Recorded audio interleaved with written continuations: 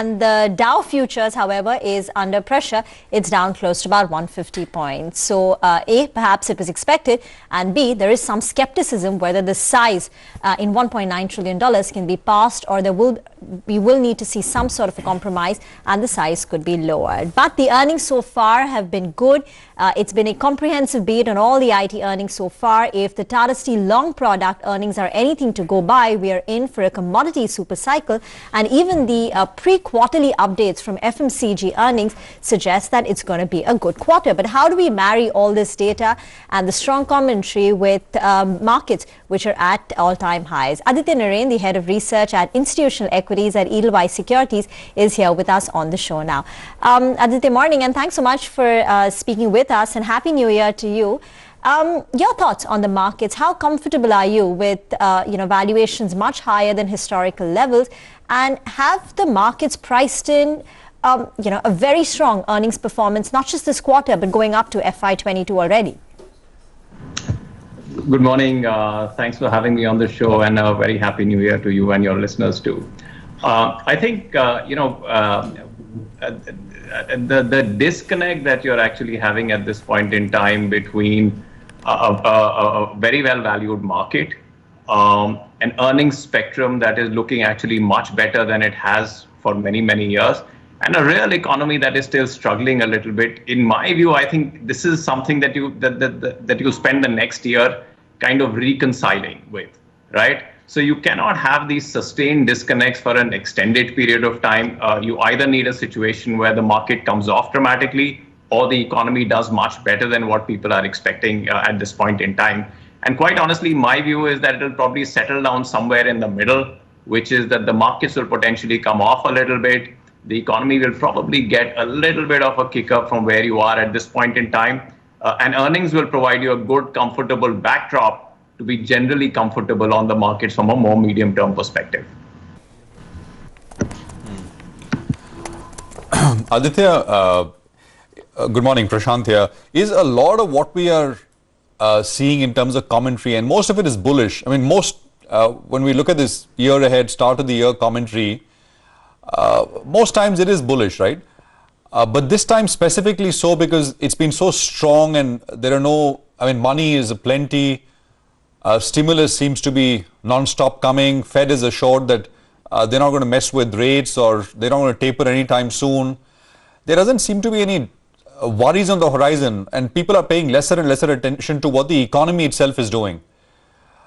Is this a case of sort of, the fear of missing out? So you don't want to sound negative because there is too much liquidity all around. You don't want to take that call, basically. Not you, but I'm just saying that most of the commentary that we see in here. Yeah. No, I think that's a very fair point. There is clearly a fair amount of FOMO that is going on. Markets have continued to go up. This whole bit about markets being overvalued is something you heard about 15 to 20% lower. So I think that is clearly one element of it. I think the other thing, which is probably a little bit more encouraging and which is providing you some of the confidence in commentary, is the fact that I think at a broad level, there have been a lot of big resets that have happened with the economy. And I think the pandemic has kind of precipitated those.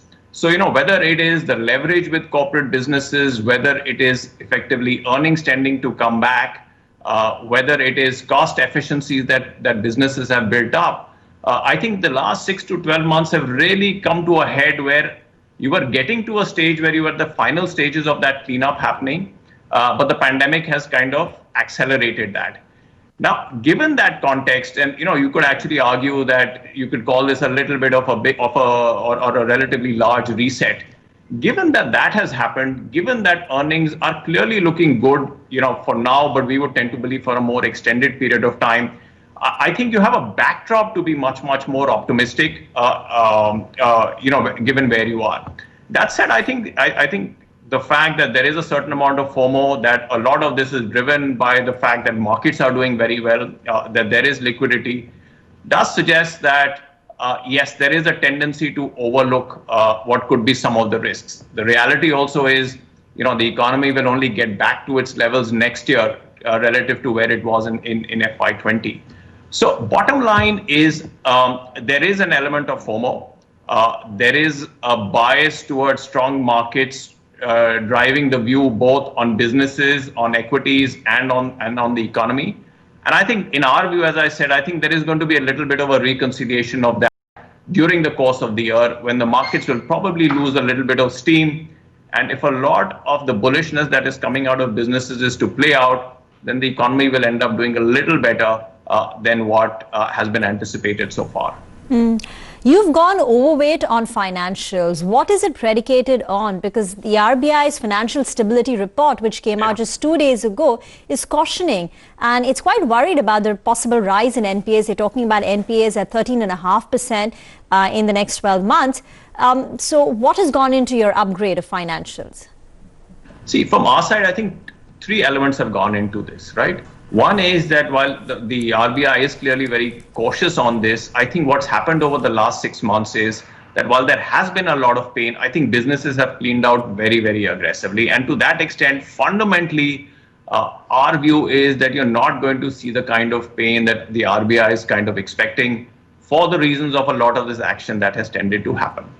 I think the second element is that the reality is that there is a lot of liquidity that has been put into the system. It is beginning to seep down to businesses and to banks.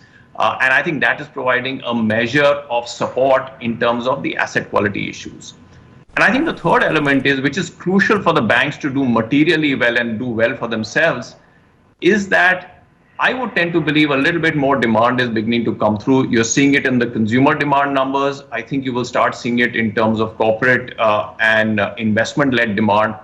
And the moment you start seeing a little bit of a turnaround in terms of demand for money or loan growth come through, I think that should be a big kicker as far as these stocks are concerned, because what it will tell you is that you're commencing on the next economic cycle, right? Now, whether it comes over the next week, 3 months, or 6 months is always a little hard to call, but we would tend to believe it's going to start coming over a 3 to 6 month period, and this is the time to start positioning for that much, much more aggressively. There is caution out there. I think all of us have to be careful about the fact that liquidity can be temporary, markets can be misleading, but I do tend to believe that you've had an asset cycle for an extended period of time, and what the pandemic has done is, as I talked about the reset, I think it has precipitated a kind of a cleaning up, which was not what people thought of at the beginning of this pandemic. Aditya, it's a pleasure. Thank you very much for speaking with us here at CNBC TV18. Thank you for joining us. We'll speak with you soon again. So, beg your pardon, that's Outlook 2021 is from Aditya Narain Edelweiss. Bullish. And he's listing out the themes that he'd be wanting to bet on. We will take a very quick break here. We come back, the market's basically back to the day's lows, 115 points down, 14,480 is where we find ourselves at. Up next, the management of HCL Tech joins us to discuss their third quarter numbers. Stay tuned.